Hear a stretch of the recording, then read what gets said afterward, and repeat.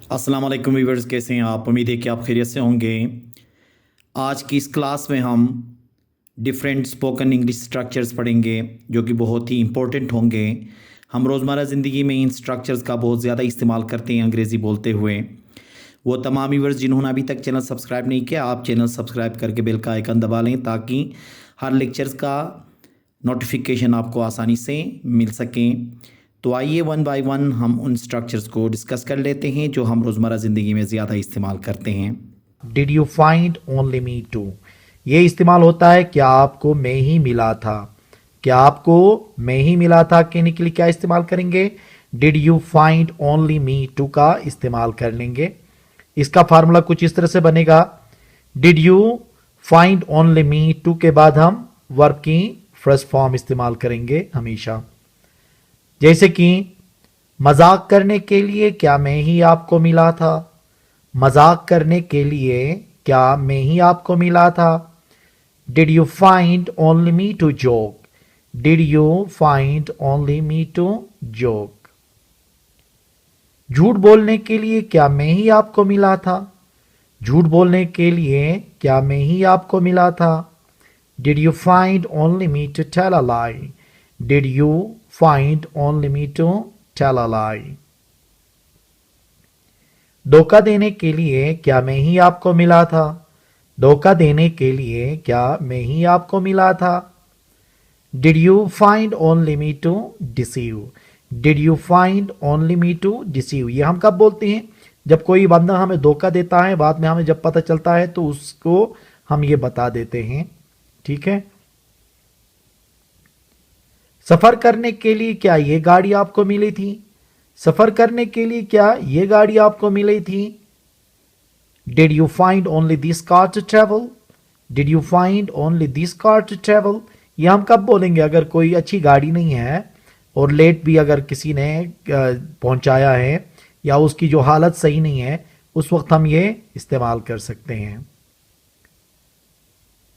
ठहरने के लिए क्या यही जगह आपको मिली थी। ठहरने के लिए क्या यही जगह आपको मिली थी। Did you find only this place to stay, did you find only this place to stay. Followed by, ये फॉलोड बाय का इस्तेमाल होता है के बाद आना, मतलब एक चीज के बाद दूसरा चीज आना। उसके लिए हम क्या इस्तेमाल करते हैं? फॉलोड बाय का इस्तेमाल करते हैं। अब इसका देखें, पहले नाउन होगा फिर प्लस इज, उसके बाद फॉलोड बाय, फिर नाउन का हम इस्तेमाल कर लेंगे। जैसे कि दिन के बाद रात आती है, दिन के बाद रात आती है।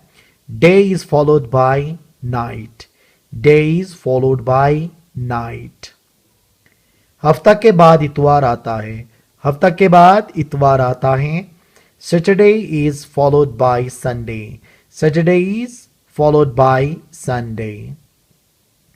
हार के बाद जीत आती है, हार के बाद जीत आती है। इसको इस तरह से भी कह सकते हो कि हार के बाद जीत होती है, भी कह सकते हो।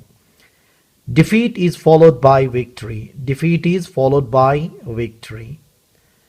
और लास्ट है, मार्च के बाद अप्रैल आता है, मार्च के बाद अप्रैल आता है। March is followed by April, March is followed by अप्रैल।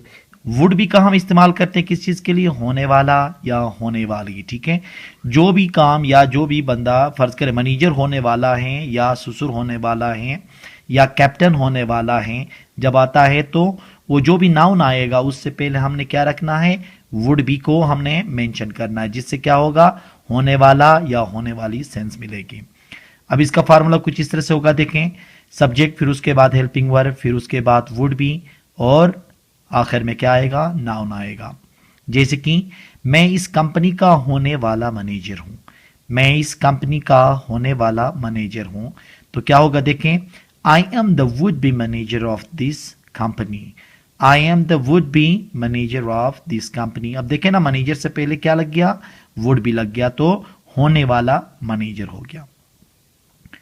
इसी तरह देखें, वो इस जायदाद का होने वाला मालिक है, वो इस जायदाद का होने वाला मालिक है।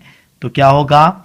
ही is the would be owner of this property, he is the would be owner of this property. यहां पे देखें ऑनर से पहले क्या लग गया, वुड बी, होने वाला मालिक कहने के लिए। इसी तरह देखें असलम हमारी टीम का होने वाला कैप्टन है। असलम हमारी टीम का होने वाला कैप्टन है, मतलब अभी तक हुआ नहीं है, मुस्तकबिल में होने वाला है। तो क्या कहेंगे इसके लिए, Aslam is the would be captain of our team.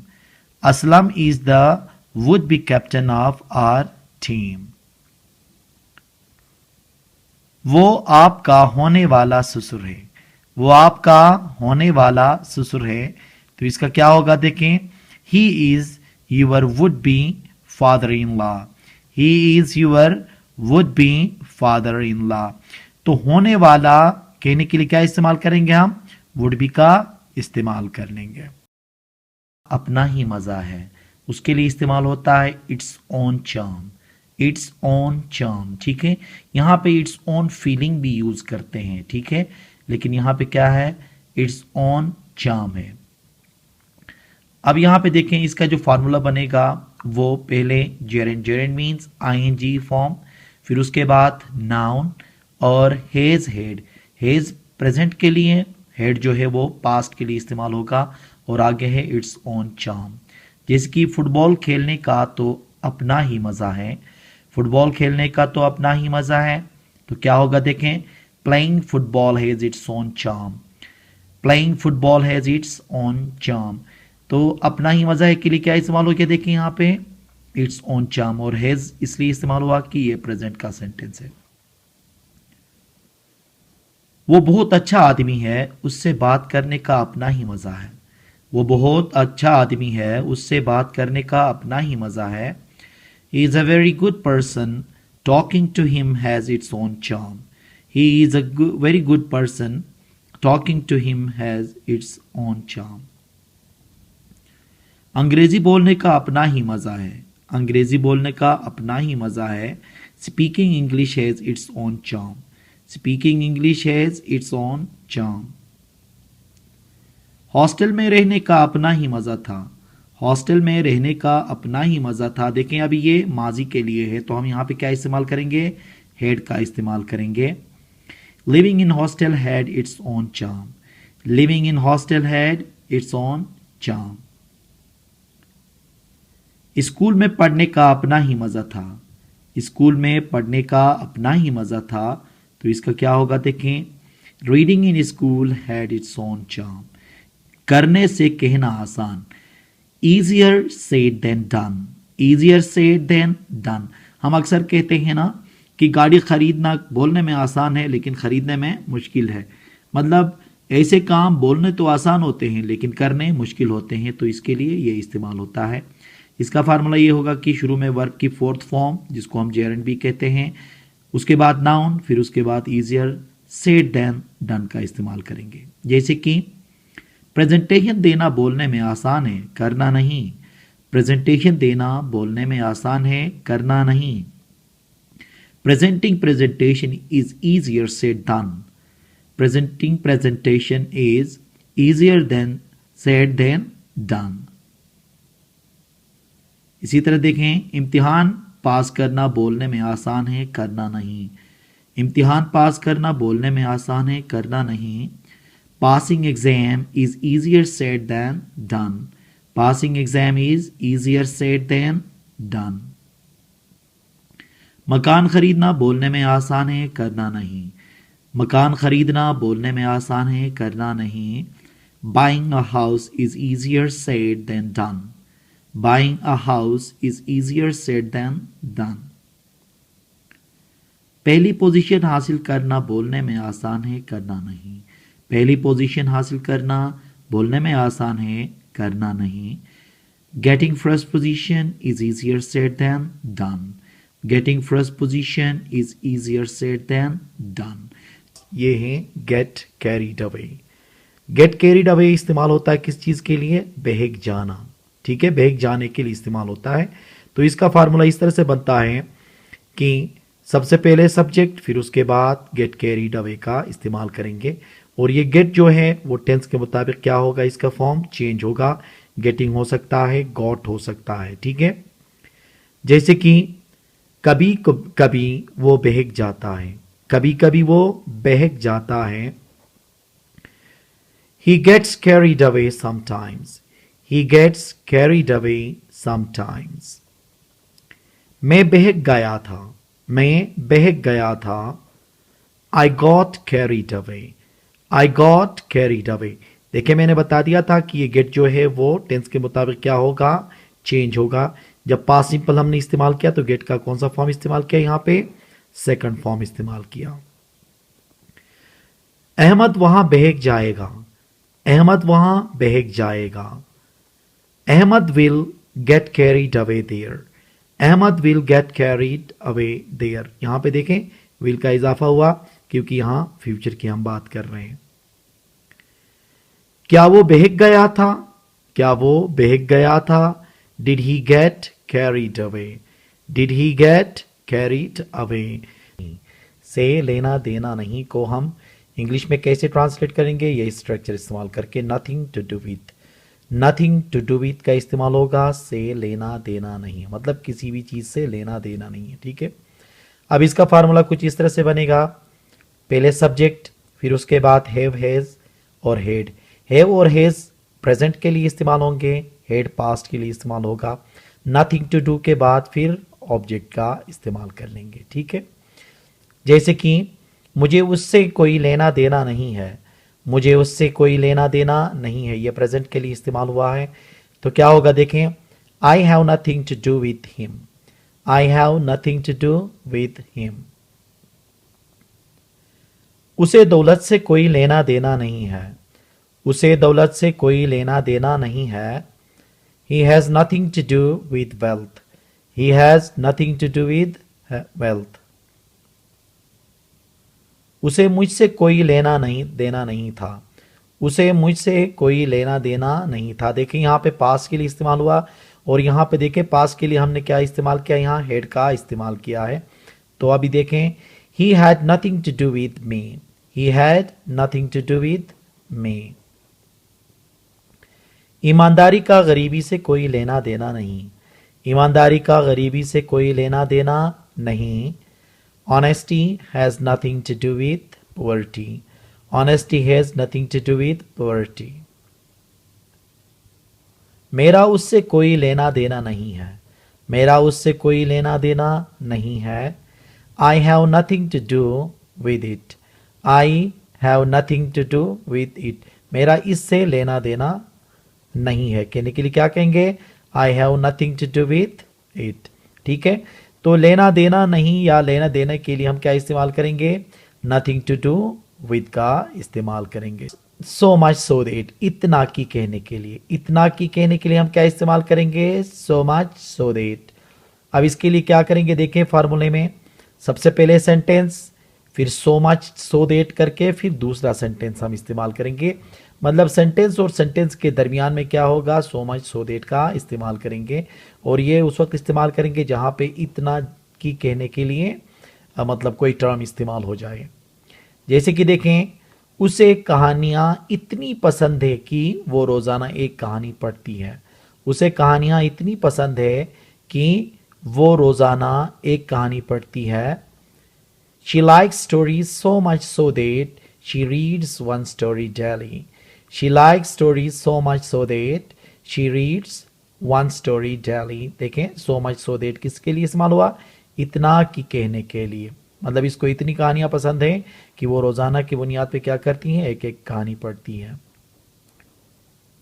वो इतना गुस्सा था कि उसने मुझसे बात ही नहीं की, वो इतना गुस्सा था कि उसने मुझसे बात ही नहीं की। He was angry so much so that he did not even talk to me. He was angry so much so that he did not even talk to me. का क्या होगा कहने के लिए what will become of का इस्तेमाल करते हैं। what will become of का इस्तेमाल क्या करेंगे, का क्या होगा कहने के लिए। इसका फार्मूला कुछ इस तरह से बनेगा, what will become of शुरू में लगेगा, फिर उसके बाद ऑब्जेक्ट या नाउन जिस चीज का आप नाम लेते हैं, और उसके बाद अदर वर्ड्स आएंगे। अब यहाँ ये जो बिकम विल बिकम जो है ये टेंस के मुताबिक चेंज भी हो सकता है, ठीक है ना। ये पास्ट में गया तो बिकेम हो सकता है, फ्यूचर के लिए ये विल बिकम हो गया और प्रेजेंट के लिए भी इस्तेमाल हो सकता है। जैसे कि देखें, अगर आप नहीं पढ़ोगे तो पेपर का क्या होगा, अगर आप नहीं पढ़ोगे तो पेपर का क्या होगा। What will become of paper if you do not read? What will become of paper if you do not read? अब यहां देखें, what will become of किसके लिए इस्तेमाल होगा, का क्या होगा कहने के लिए। अगर आप नहीं पढ़ाओगे तो हमारा क्या होगा, अगर आप नहीं पढ़ाओगे तो हमारा क्या होगा। What will become of us if you don't teach?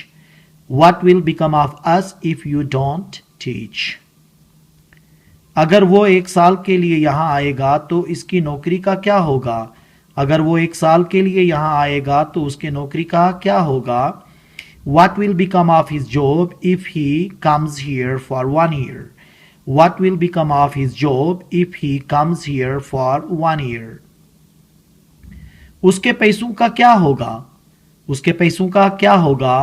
What will become of his money? What will become of his money? उसके पैसों का क्या हुआ, उसके पैसों का क्या हुआ। अब यहां पे देखें ना, हमने यहां पे पास्ट इस्तेमाल किया, पास्ट सिंपल इस्तेमाल किया है, तो फिर ये चेंज होके क्या होगा। देखें यहां पे What became of his money? What became of his money? क्योंकि पास्ट के लिए जब इस्तेमाल होगा तो will become क्या होगा, became में चेंज हो जाएगा। Then at last, then at last का इस्तेमाल करते हैं किस चीज के लिए, तब जाकर। ठीक है, ये किसी भी चीज पे जोर देने के लिए इस्तेमाल होता है। जैसे कि देखें, इसका जो स्ट्रक्चर बनेगा या फार्मूला जो बनेगा, देन एट लास्ट, फिर उसके बाद सेंटेंस का इस्तेमाल करेंगे। सेंटेंस कुछ भी हो सकता है, ये देन एट लास्ट कभी कभार सेंटेंस के दरमियान भी आ सकता है, इधर भी एक सेंटेंस, फिर दरमियान में देन एट लास्ट, फिर बाद में भी सेंटेंस आ सकता है। ठीक है, जैसे कि देखें, तब जाकर उसने पढ़ने की कोशिश की, तब जाकर उसने पढ़ने की कोशिश की। Then at last he tried to read, then at last he tried to read. तब जाकर उसने खाना खाया, तब जाकर उसने खाना खाया। Then at last he ate food, then at last he ate food. तब जाकर मेरे भाई ने मुझे अपना मोबाइल दिया, तब जाकर मेरे भाई ने मुझे अपना मोबाइल दिया। Then at last my brother gave me his mobile, then at last my brother gave me his mobile. मैंने उसे सब कुछ बता दिया, तब जाकर उसने यकीन किया, मैंने उसे सब कुछ बता दिया, तब जाकर उसने यकीन किया। I told him everything, then at last he believed. I told him everything, then at last he believed. मैंने शुरू में कहा था ना कि पहले भी एक सेंटेंस आके दरमियान में फिर then at last लग सकता है। देखें, यहाँ पे पहले एक सेंटेंस इस्तेमाल किया, फिर उसके बाद then at last के बाद फिर हमने he believed का इस्तेमाल किया। इसी तरह देखें, मैंने उसको पूरी कहानी बताई, तब जाकर उसने मेरी मदद की। मैंने उसको पूरी कहानी बताई, तब जाकर उसने मेरी मदद की। I told him complete story, then at last he helped me. I told him complete story, then at last he helped me. देखा ना यहाँ पे then at last क्यों इस्तेमाल किया, कि उस चीज पे जोर देने के लिए, तब जाकर कहने के लिए हमने then at last का इस्तेमाल किया। The rest of, बाकी की, बाकी का, बाकी के, मतलब ऐसे जुमले जैसे कि बाकी का वक्त आपने कैसे गुजारा, बाकी का खाना कहाँ है, बाकी का काम आपने कर लिया, ऐसे वाले जो जुमले होते हैं उसके लिए हम क्या इस्तेमाल करते हैं, द रेस्ट ऑफ का इस्तेमाल कर लेते हैं। ठीक है, इसका कोई मखसूस स्ट्रक्चर नहीं है, ये आप मुख्तलिफ जगहों पे लगा सकते हैं। ठीक है ना। अब जैसे कि देखें, मैं अपनी बाकी की ज़िंदगी गिलगित बल्तिस्तान में गुजारना चाहता हूँ, मैं अपनी बाकी की ज़िंदगी गिलगित बल्तिस्तान में गुजारना चाहता हूँ। I want to spend the rest of my life in Gilgit Baltistan. I want to spend the rest of my life in Gilgit Baltistan. मेरी बाकी की ज़िंदगी आपके लिए है, मेरी बाकी की ज़िंदगी आपके लिए है। The rest of my life is for you. The rest of my life is for you. बाकी की कहानी कल पढ़ लेना, बाकी की कहानी कल पढ़ लेना। Read the rest of the story tomorrow. Read the rest of the story tomorrow. आपने अपनी बाकी की जिंदगी के लिए क्या किया है? आपने अपनी बाकी की जिंदगी के लिए क्या किया है? What have you done for the rest of your life? What have you done for the rest of your life?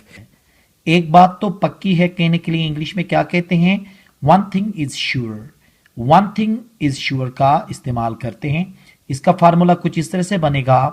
One thing is sure, फिर कोमा, फिर उसके बाद आगे कंप्लीट सेंटेंस आएगा. ठीक है, जैसे कि एक बात तो पक्की है वो यहां नहीं आता. एक बात तो पक्की है वो यहां नहीं आता. One thing is sure, he does not come here. One thing is sure, he does not come here. एक बात तो पक्की है वो अब झूठ नहीं बोलेगा. एक बात तो पक्की है अब वो झूठ नहीं बोलेगा. One thing is sure, now he will not tell a lie. One thing is sure, now he will not tell a lie. एक बात तो पक्की है अब हम यहां नहीं रहेंगे. एक बात तो पक्की है अब हम यहां नहीं रहेंगे. One thing is sure, now we will not live here. One thing is sure, now we will not live here. एक बात तो पक्की है आज वो 2 दिनों के लिए गांव जा रहे हैं. एक बात तो पक्की है आज वो 2 दिनों के लिए गांव जा रहे हैं. One thing is sure, today they are going to village for 2 days. One thing is sure, today they are going to village for 2 days. एक बात तो पक्की है अब आपका बेटा इस्लाह करेगा. एक बात तो पक्की है आपका बेटा इस्लाह करेगा. One thing is sure, your son will improve. One thing is sure, your son will improve. तो एक बात तो पक्की है कहने के लिए क्या इस्तेमाल करेंगे हम? One thing is sure का इस्तेमाल करेंगे और इसी फार्मूले के मुताबिक ऐसे जुमलों को ट्रांसलेट करेंगे. There is something called plus फिर उसके बाद नाउन प्लस टू. यह कैसे जुमलों के लिए इस्तेमाल होता है? जैसे कि देखें ना, पढ़ाई नाम की भी कोई चीज़ होती है, इज्जत नाम की भी कोई चीज़ होती है, मेहनत नाम की भी कोई चीज़ होती है, शर्म नाम की भी कोई चीज़ होती है. ऐसे जो हम तंजिया या किसी गुस्से में हम क्या करते हैं बोलने के लिए जो जुमले इस्तेमाल होते हैं, इनको ट्रांसलेट करने के लिए फिर ये स्ट्रक्चर इस्तेमाल करेंगे. There is something called plus noun plus too. मतलब इसकी जगह में क्या आएगा? अगर फर्ज करें यहाँ पढ़ाई है तो यहाँ पे स्टडी आएगा. इसी तरह मेहनत है तो हार्ड वर्क आ जाएगा. इंसानियत हो गई तो यहाँ पे ह्यूमैनिटी आएगी. ठीक है, तो यहाँ पे आप लोगों ने उसी के मुताबिक चेंज करना है. अब इसका ट्रांसलेशन कैसे होगा देखें. There is something called study too. There is something called study too का मतलब पढ़ाई नाम की भी कोई चीज होती है, इंसानियत नाम की भी कोई चीज होती है, इंसानियत नाम की भी कोई चीज होती है. There is something called humanity too. There is something called humanity too. इज्जत नाम की भी कोई चीज होती है, इज्जत नाम की भी कोई चीज होती है. There is something called respect too. There is something called respect too. मेहनत नाम की भी कोई चीज होती है, मेहनत नाम की भी कोई चीज होती है. There is something called hard work too. There is something called hard work too. Make the most of. Make the most of का इस्तेमाल करते हैं ज़्यादा से ज़्यादा फ़ायदा उठाना. ज़्यादा से ज़्यादा फ़ायदा मतलब किसी भी चीज़ का ज़्यादा से ज़्यादा फ़ायदा उठाने के लिए क्या इस्तेमाल करेंगे हम? मेक द मोस्ट ऑफ का इस्तेमाल करेंगे. इसका फार्मूला कुछ इस तरह से बनेगा. मेक द मोस्ट ऑफ के बाद समथिंग मतलब उस चीज़ का नाम दिया जाएगा जिसका हमने ज़्यादा से ज़्यादा फ़ायदा उठाना होता है. अपने तजुर्बे का ज़्यादा से ज़्यादा फ़ायदा उठाओ. अपने तजुर्बे का ज़्यादा से ज़्यादा फ़ायदा उठाओ. Make the most of your experience. Make the most of your experience. हमें उसकी मौजूदगी का ज़्यादा से ज़्यादा फ़ायदा उठाना चाहिए. हमें उसकी मौजूदगी का ज़्यादा से ज़्यादा फ़ायदा उठाना चाहिए. We should make the most of his presence. We should make the most of his presence. इस लैंग्वेज कोर्स का ज़्यादा से ज़्यादा फ़ायदा उठाओ। इस लैंग्वेज कोर्स का ज़्यादा से ज़्यादा फ़ायदा उठाओ। Make the most of this language course. Make the most of this language course. तो ज़्यादा से ज़्यादा फ़ायदा उठाने के लिए क्या इस्तेमाल करेंगे हम? मेक दी मोस्ट ऑफ का इस्तेमाल करेंगे। ये जो स्ट्रक्चर जो हम आजकल पढ़ रहे हैं ये हमारी ज़िंदगी में और रोज़मर्रा ज़िंदगी में बहुत ज़्यादा इस्तेमाल होते हैं। तो इसलिए आप ऐसा कर लें कि इनको नोटबुक में लिख लें, इसके सेंटेंसेस बना लें और साथ साथ में इन स्ट्रक्चर को फॉलो करते हुए इन फार्मूलों के मुताबिक आप अपने दोस्तों के साथ भी अंग्रेज़ी बोलें। अपने इंस्टीट्यूशंस में भी आप अगर अंग्रेज़ी बोलोगे तो अंग्रेज़ी आपको बहुत ज़्यादा आसान लगेगी। उम्मीद है कि आज का ये लेक्चर आपको पसंद आया होगा। Thank you very much.